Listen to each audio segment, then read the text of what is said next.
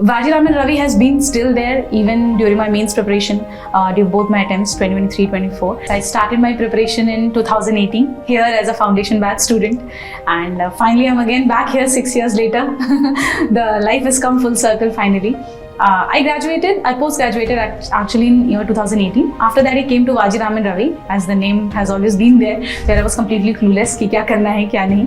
And that year I think ये join किया test series मैंने, and we had those regular feedback sessions. GS we had GS. I was enrolled for the GS thing. I had that regular feedback session after every copy that was checked. We had those mentoring sessions going on. So उससे पता चलता था what is wrong, where I should add on, what is the changes I need to make, etc. So it went like that, and I really scored good in GS. Last year also it was 435 marks in GS 1, 2, 3, 4. नमस्कार, मेरा नाम अनुभव सिंह है। मैंने इस साल की Indian forest service examination में 3rd रैंक सिक्योर की है। ये मेरा 6th और लास्ट अटैम्प्ट था। मैं अपने बारे में कुछ बता देता हूँ। मैं एक मैकेनिकल इंजीनियर हूँ NIT दुर्गापुर से। मैंने 2014 में पास आउट किया था। उसके बाद मैंने गेट का एग्ज़ामिनेशन दिया और उसके थ्रू फिर मैं एक महारत्न PSU Bharat petroleum corporation limited में लगभग 2 साल एज सेल्स ऑफिसर काम किया। उसके बाद क्योंकि वर्क प्रेशर थोड़ा ज़्यादा था और मैं सिविल सर्विसेज और इंडियन फॉरेस्ट सर्विस का एग्ज़ामिनेशन देना चाहता था, इसीलिए मैंने वहाँ से रेजिग्नेशन दिया। 2016 से लेके 2023 तक मैंने ब्रॉडली घर पे रह के तैयारी की। इसमें मैंने सिविल सर्विसेज के 5 मेंस लिखे हैं, 1 इंटरव्यू दिया है, और इंडियन फॉरेस्ट सर्विस का 3 मेंस दिया है और 1 इंटरव्यू दिया है। 2023 में मैं UPSC के थ्रू EPFO के एनफोर्समेंट एंड अकाउंट्स ऑफिसर की पोस्ट पे मैं सेलेक्ट हुआ था और अभी मैं उसी पोस्ट पे काम कर रहा हूँ और अभी मैं मुंबई में पोस्टेड हूँ। मैं इस वीडियो में अपनी पिछले 5 अटेम्प्ट्स या फिर आप कह लें जो पिछले 9 साल गए हैं उसमें जो लर्निंग्स हुई हैं उसके बारे में मैं डिस्कस करूँगा, ताकि जो फ्यूचर एस्पिरेंट्स हैं उनको मदद मिल सके। तो पहला चैलेंज जो एस्पिरेंट्स फेस करते हैं वो जनरली सिलेबस रिलेटेड होता है। अब सिविल सर्विसेज प्रीलिम्स का अगर हम सिलेबस देखें और इंडियन फॉरेस्ट सर्विस, बेसिकली दोनों का सिलेबस सेम होता है और सेमी प्रिलिमिनरी एग्जामिनेशन होता है। बट इंडियन फॉरेस्ट सर्विस के एग्जामिनेशन में जो आपका कट ऑफ जाता है वो लगभग 15 से 20 नंबर ऊपर जाता है, बट प्रेपरेशन स्ट्रैटेजी दोनों की ही सेम रहती है। पहला इशू जो होता है वो होता है सिलेबस रिलेटेड। सिलेबस जनरली कहा जाता है कि सिविल सर्विसेज और इंडियन फॉरेस्ट सर्विस प्री का जो सिलेबस है वो बहुत वास्ट है।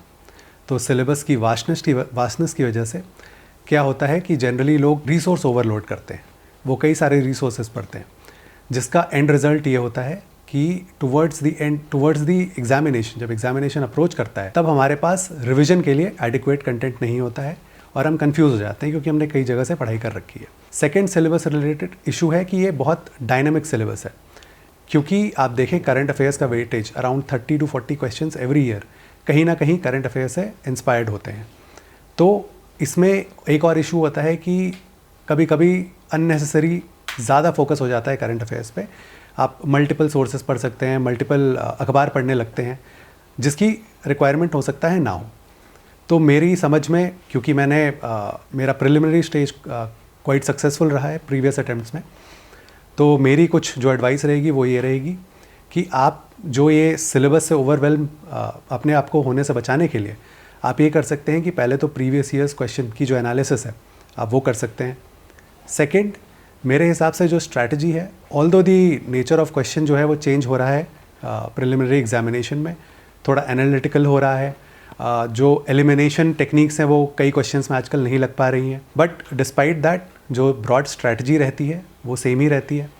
स्टैटिक अगर आप देखें तो जनरली हर सब्जेक्ट की एक कोई NCERT होगी और एक कोई स्टैंडर्ड रिकमेंडेड बुक होगी। इसके अलावा मेरे हिसाब से आपको कुछ और ज़्यादा पढ़ने की ज़रूरत नहीं होती है। करंट अफेयर्स में मैं ये एडवाइस करूँगा कि आप कोई ना कोई एक अखबार पढ़ सकते हैं, वो इंडियन एक्सप्रेस हो या द हिंदू हो, कुछ भी चलेगा। उसके अलावा ऑन अ डेली बेसिस आप किसी भी एक इंस्टीट्यूट का डेली करंट अफेयर्स आप उसको पढ़ सकते हैं, और towards the end of the year कोई ना कोई एक और इंस्टीट्यूट की, अपार्ट फ्रॉम द इंस्टीट्यूट जिसका आपका डेली करंट अफेयर्स पढ़ रहे थे, उसका आप एक ईयरली कंपाइलेशन पढ़ सकते हैं। तो होगा क्या कि टुवर्ड्स द एंड आपके पास लगभग 2 इंस्टीट्यूट्स के करंट अफेयर्स के नोट्स रहेंगे, और अगर आप उनको रिवाइज कर लेंगे तो मेरे हिसाब से आपको एग्जामिनेशन में कोई इशू नहीं आना चाहिए।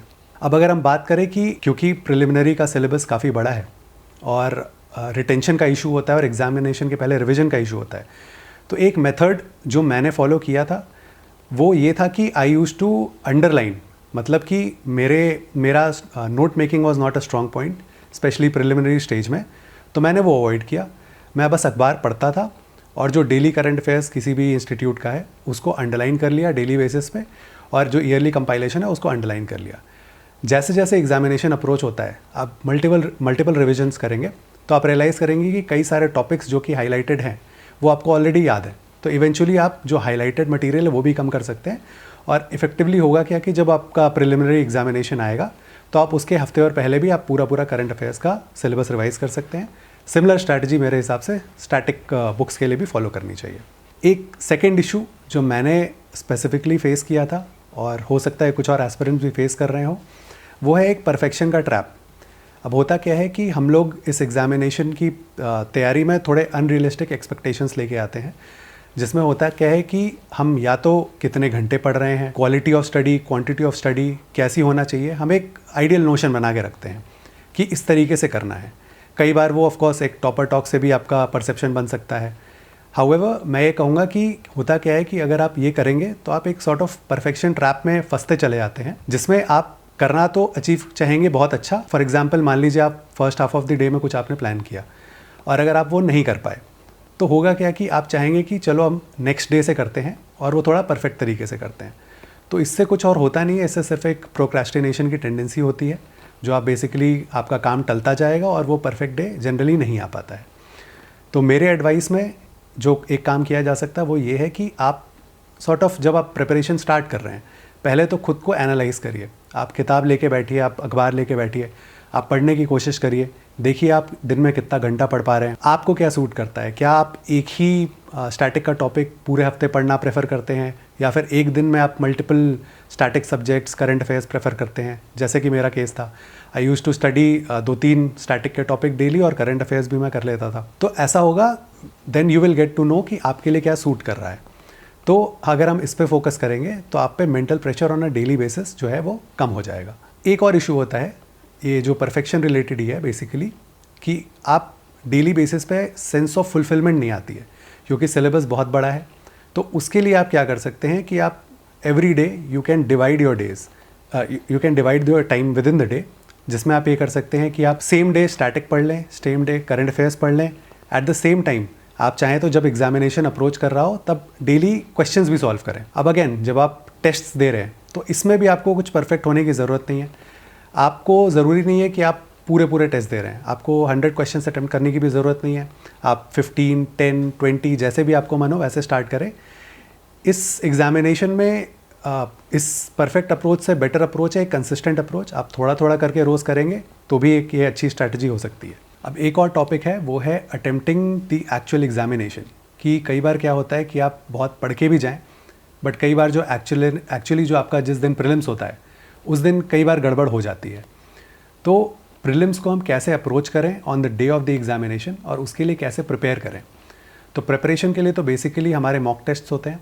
मैं हर प्रीलिम्स के पहले around 40 to 50 mock tests GS के देता था और अराउंड 15 to 20 सीसैट के देता था। उससे क्या होता है, आपको आइडिया लग जाता है कि आपको कितना टाइम लग रहा है, आप कितने राउंड्स में क्वेश्चंस अटेम्प्ट कर पा रहे हैं। क्योंकि जब एक्चुअल प्री का डे होगा तो जनरली 1 से लेके 100 क्वेश्चंस सारे के सारे आप फर्स्ट गो में नहीं कर पाएंगे। जनरली 3 राउंड्स होते हैं। फर्स्ट राउंड में आप अराउंड 45 to 50 क्वेश्चंस कर पाएंगे, देन सेकेंड और थर्ड राउंड में अराउंड 30-35 मोर। मतलब मेरे एक्सपीरियंस में मैंने 3 बार फॉरेस्ट सर्विसेज का भी प्रिलिमिनरी क्वालिफाई किया है और मैं अराउंड 80 to 85 क्वेश्चंस अपनी ओर से मैं करके आता था, क्योंकि मुझे लगता था कि अगर उससे ज़्यादा जाऊंगा तो नेगेटिव के चांसेस बढ़ जाएंगे, इसीलिए मैं अपनी ओर से इतने करता था। तो आप फर्स्ट राउंड में वो क्वेश्चंस अटेम्प्ट करें, और ये ना ही सिर्फ आप मेंस जो मेन प्री का डे है उस दिन करेंगे, उसके अलावा आप जितने मॉक्स दे रहे हैं उसमें भी आप चाहें तो ये प्रैक्टिस कर सकते हैं। पहले राउंड में आप जिस क्वेश्चन में श्योर हैं, जो कि अगर आपने अच्छे से पढ़ाई की है तो अराउंड 45 to 50 क्वेश्चन होंगे, आप उसको पहले राउंड में अच्छे से अटेम्प्ट करें। देन सेकेंड और थर्ड राउंड में जब आप जाएंगे तो आप देखेंगे कि आपको कुछ ना कुछ एजुकेटेड गेसेस लेने पड़ेंगे, क्योंकि जो क्वेश्चंस होंगे उसमें कुछ ऐसे ऑप्शंस होंगे जो आपको आते रहेंगे, कुछ ऑप्शंस होंगे जो आपको नहीं आएंगे। उसमें हम कई बार एलिमिनेशन टेक्निक्स भी यूज़ करते हैं। एलिमिनेशन टेक्निक्स जनरली उन क्वेश्चंस में हेल्पफुल होती है जिसमें कि ऑप्शंस कुछ ऐसे होते हैं कि statement 1 and 2 are correct, 1 2 3 are correct, something like that. इस वाले क्वेश्चन में आप एलिमिनेशन टेक्निक यूज़ कर सकते हैं। जो questions based on assertion and reasoning आती है उसमें आप एलिमिनेशन टेक्निक यूज़ कर सकते हैं। आप एजुकेटेड गेस इनमें ले सकते हैं। हालांकि कुछ जो क्वेश्चंस आजकल जो क्वेश्चन का नेचर चेंज हो गया है, जैसे कि only 1 statement correct, 2 statements are correct, match the following वाले जो क्वेश्चंस होते हैं, ये जो थोड़े रिस्की वाले क्वेश्चंस होते हैं, इसमें मेरी एडवाइस रहेगी कि आप गेसेस लेना अवॉइड करें अनटिल अनलेस आप बहुत श्योर नहीं हैं इसको लेके। आप जब एक्चुअल प्री दे रहे हैं तो जब आपको आंसर्स बबल करने होते हैं, मैं ये भी एडवाइस करूँगा कि आप उसका प्लीज़ लास्ट तक वेट ना करें।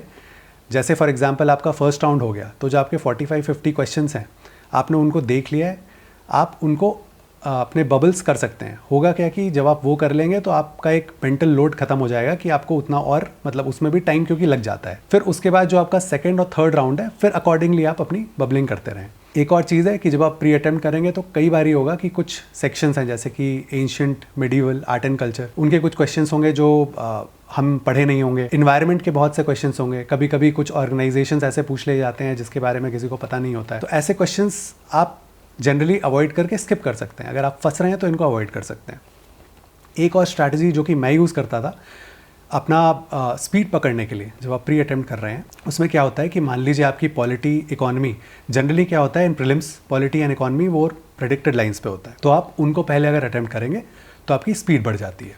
तो ये स्ट्रैटेजी जीएस की है। सिमिलरली सीसैट मेरे एक्सपीरियंस में, क्योंकि as we have move forward from 2016 से अभी 2024 के एग्जामिनेशन में जो मैंने देखा है, सीसैट का नेचर थोड़ा टफ हो रहा है। तो उसमें मैं एडवाइस करूँगा कि यूट्यूब पे बहुत सी वीडियोस पड़ी हुई हैं, आप टॉपिक वाइज जा सकते हैं। आप सिलेबस के टॉपिक उठाइए, स्पेशली रीजनिंग या फिर मैथमेटिक्स के, उनको आप सर्च करिए यूट्यूब पे और उनको आप प्रिपेयर कर लीजिए। एक्चुअल एग्जामिनेशन में और मॉक टेस्ट में मैं एडवाइस करूँगा आप अपने स्ट्रॉन्ग पॉइंट से स्टार्ट करें। जैसे मेरे लिए कॉम्प्रिहेंशन जो इंग्लिश वाला पार्ट होता है वो ज़्यादा स्ट्रॉन्ग पॉइंट था, तो मैं उससे स्टार्ट करता था। उसमें अराउंड 25 to 30 क्वेश्चन होते हैं, उनको मैं अटैम्प्ट करता था। सेकेंड फिर मैं रीजनिंग में जाता था, फिर थर्ड फिर मैं क्वांट पे जाता था। तो एज़ पर योर स्ट्रेंथ्स आप उसी हिसाब से पेपर्स अटैम्प्ट करें। अगेन सीसैट में मेरा एडवाइस ये रहेगा कि आप ढेर सारे क्वेश्चंस प्रैक्टिस करके जाएं ताकि आपको अपने स्ट्रेंथ और वीकनेसेस पता हो। एक्चुअल एग्जामिनेशन में जनरली अपने वीक एरियाज़ अवॉइड करके पहले स्ट्रॉन्ग एरियाज़ पे फोकस करें। टाइम बचे तो वीक एरियाज़ पे जाइए, क्योंकि इसमें भी अराउंड आपको 50 to 60 क्वेश्चंस अटैम्प्ट करने ही पड़ेंगे ताकि आपके वेल अबव दी कट ऑफ मार्क्स रहे। लास्ट एक इशू जिस पे मैं बात करना चाहूँगा वो है आपका मेंटल हेल्थ इश्यूज़ जो जनरली एस्पिरेंट्स को होते हैं, स्पेशली उनको जो कि बहुत लंबी तैयारी कर रहे हैं। जैसे कि मुझे लगभग ऑलमोस्ट 8-9 साल लग गए इस साइकिल में रहते हुए। मेंटल हेल्थ रिलेटेड कई सारे इश्यूज़ आ सकते हैं। एक तो आप अपने पीयर्स को देखते हैं जो कि जनरली अगर इस लाइन में नहीं है तो दे माइट हैव प्रोग्रेस्ड। फिर एक सोसाइटल एक्सपेक्टेशंस होती हैं। अगर आपने कहीं काम किया है पहले और आप रिज़ाइन करके आए हैं तो आपको एक थोड़ा फाइनेंशियल भी आपको लगता है कि मैं कमा नहीं रहा हूँ और मैं डिपेंडेंट हूँ अपने पेरेंट्स पे, ये भी इशू होता है। आइसोलेशन का इशू होता है, एंग्जाइटी की इश्यूज़ होती हैं क्योंकि अनसर्टेन है इस एग्जामिनेशन का नेचर। तो इसके लिए मैं एडवाइस करूँगा कि अगर आप इनिशियली कुछ 1 2 3 अटैम्प्ट्स दे चुके हैं और आपकी परफॉर्मेंस डिसेंट रही है, तो मेरी एडवाइस में अगर आप प्लान बी के लिए जाना चाहते हैं, वो कोई गवर्नमेंट एग्जामिनेशन हो सकता है, कोई प्राइवेट जॉब हो सकती है, कॉन्ट्रैक्चुअल जॉब हो सकती है, फॉर एग्जांपल कंटेंट क्रिएशन की जॉब हो सकती है। बहुत से लोग अपनी ऑप्शनल सब्जेक्ट में मास्टर्स डिग्री करते हैं। बहुत से कोर्सेज आजकल कोर्सेरा जैसे प्लेटफॉर्म पे प्रेजेंट हैं, आप उससे अपनी स्किल डेवलपमेंट कर सकते हैं। इससे होगा क्या कि जब आप काम करते हैं, जब आपकी फाइनेंशियल इंडिपेंडेंस आती है, आपको एक कॉन्फिडेंस आ जाता है। तो एग्जामिनेशन जब आप दे रहे होते हैं, एग्जामिनेशन की तैयारी के दौरान और एग्जामिनेशन का जो डी डे होता है उस दिन आप थोड़े ज़्यादा कॉन्फिडेंट रहते हैं। मेरे केस में वही हुआ था। मैं अपनी जॉब से रिज़ाइन करके आया था, तब मुझे वो डिसीजन सही लगा था, बट अब मैं रेट्रोस्पेक्ट में देखूं तो हो सकता है वो बहुत वाइज डिसीजन नहीं था, क्योंकि मैंने रियलाइज़ किया कि जब मेरे पास मैं काम नहीं कर रहा था तो एक परपेचुअल डर रहता था, एक अनसर्टेनिटी रहती थी। बट जब मैंने अभी प्रेजेंट जॉब ज्वाइन की तो मैंने ये अपना फाइनल अटैम्प्ट उस जॉब में रहते हुए किया है और मेरी डिसेंट रैंक भी आ गई है। तो आप चाहें तो जॉब भी ज्वाइन कर सकते हैं एक फाइनेंशियल फ्रीडम के लिए। ये मेरे कुछ इनपुट्स थे अपनी प्रीवियस 5 अटैम्प्ट्स की लर्निंग से। मैं DKT प्लेटफॉर्म को बहुत बहुत धन्यवाद देना चाहूँगा। मैंने इनको कई साल फॉलो भी किया है और मैं बहुत खुश हूँ कि मुझे मौका मिला इस प्लेटफॉर्म पे कंट्रीब्यूट करने का। धन्यवाद।